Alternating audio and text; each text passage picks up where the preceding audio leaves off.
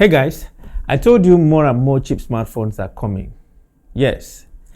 Now, this is another one. This is the Infinix Smart 9, another $85 or about $135,000 smartphone with a lot of promises.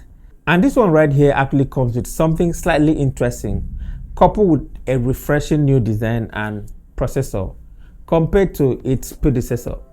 But is it any good? Let's find out.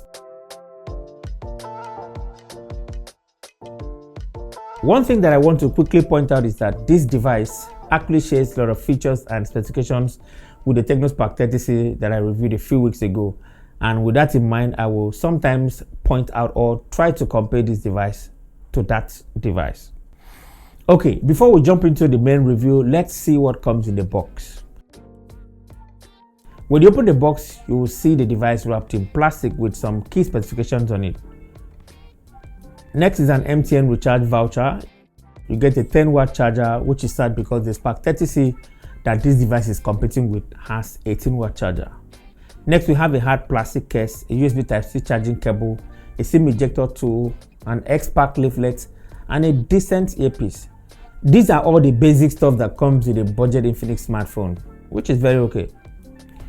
Now, for the design and build quality, just like the Pop 9 I reviewed a few weeks ago. By the way, if you haven't seen that video yet, I'll have it linked in the description box. The Smart 9 design is minimal and it has similar resemblance to the Pop 9. It's a new design structure for most transient devices, especially in the very budget segment. They are trying to make everything slim and lightweight. The Smart 9 comes with a camera bomb that looks like that of the iPhone 13. The first thing that stood out for me when it comes to looks was the new dual flashlight design, which actually looks cool.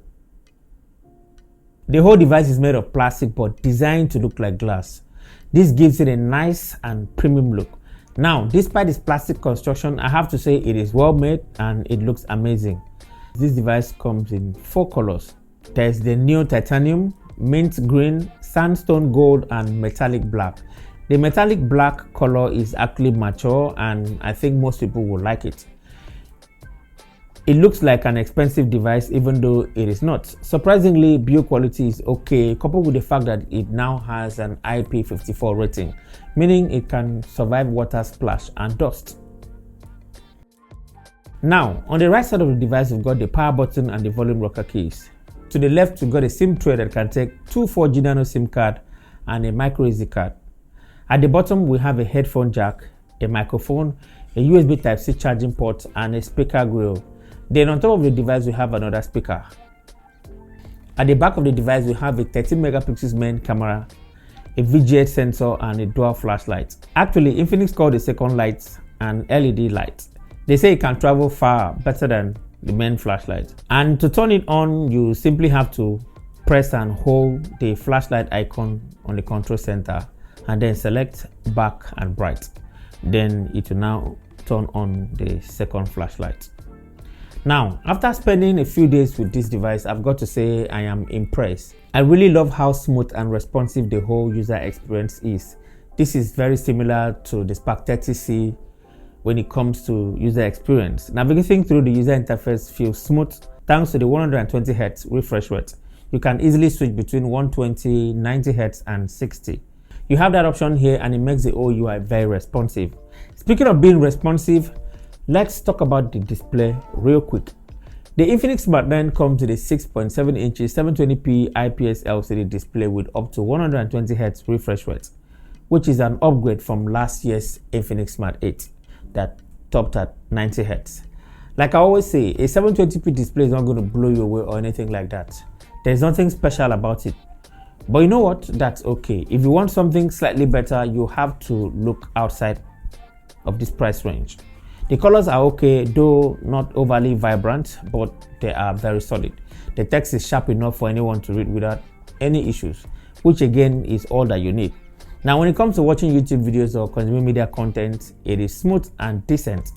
Brightness is capped at 500 nits, so you might struggle to see the display a bit when you take it outside on a sunny day. Initially, I told you guys this device has one nice feature that is often found on most expensive devices.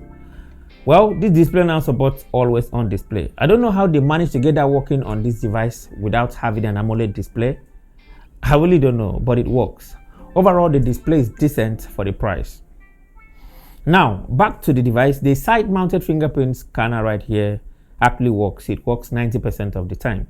Another nice and interesting feature of this $85 smartphone is the stereo speakers that it comes with. They sound really good, and this is something you don't always get at this price point. So far, the Infinix Smart 9 has checked all the basics that you will look for in a phone, right?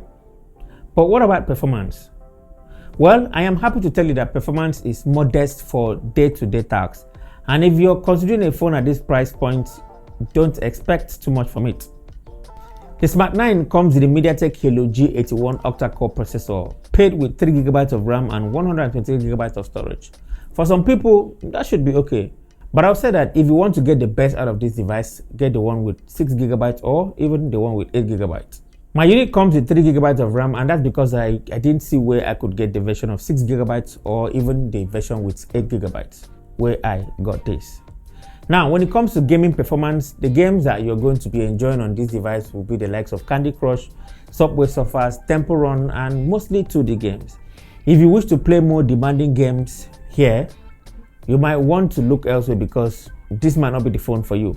However, it manages to play Call of Duty Mobile on low graphic settings and medium frame rates, nothing more than that. I would say for the price, performance is acceptable. Now, while the user interface is fast and responsive all the time, opening apps sometimes can take a few seconds, but once you're in, it works. It runs pretty smoothly. I guess that has a lot to do with just 3GB of RAM that this device comes with. I wish I was able to get the version with 6GB.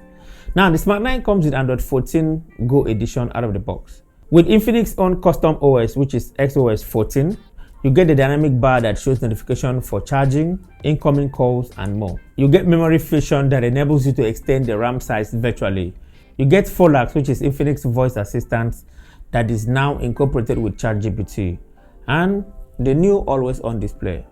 Now, there are still some pre-installed apps that could be useful, and I would say some of them have the potential of bringing in ads, but throughout my usage, I haven't noticed or seen any ads yet. Okay, now let's talk about the camera on the back of this smartphone. As you can see here, it's only one that looks like something that is going to be useful. I don't know what this second one is, but I feel like it's a VGA camera or a VGA lens, VGA sensor, whatever. For the price, it is actually not that bad. The camera quality is decent for what it is. It captures good details and colors in well-lit condition. If you give it more light, you're going to get decent picture quality.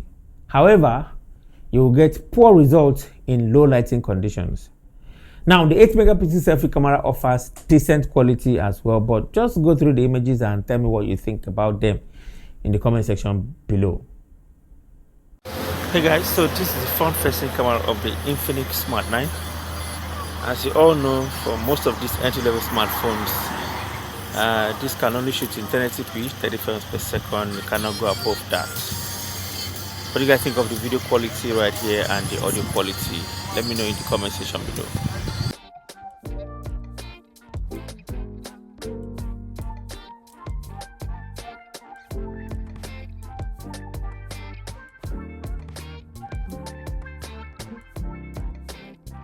For battery, the Infinix Smart 9 actually does a really good job. It will get you through a full day of usage with ease, and that is with multiple apps running. The 5000 mAh battery is impressive with up to 2 days of light use. Now, if you're a heavy user, it will still get you through a full day without you having to charge it up. Speaking of charging, this is where Infinix dropped something so disappointing. The 10-watt charger it comes with. It took this device almost 3 hours to fill it up from 0 to 100%. In summary, the Smart 9 is a decent smartphone that offers excellent value for money, offering new improvement on design, newer processor that brought in a little bit of improvement over its predecessor, and a very decent speaker system. However, the camera still requires more improvement, and I think Infinix need to stop shipping a phone with a 10-watt charger. Now, do I still recommend this device? Well, if you're in the market for an affordable device that covers all the basics, I think this device is worth considering. So that is it, my review of the Infinix Smart 9. What do you think? Let me know in the comment section below. If you enjoyed watching this video, kindly give me a like and subscribe to the channel. Thank you so much for watching, and I guess I'll talk to you in the very next one. Bye bye.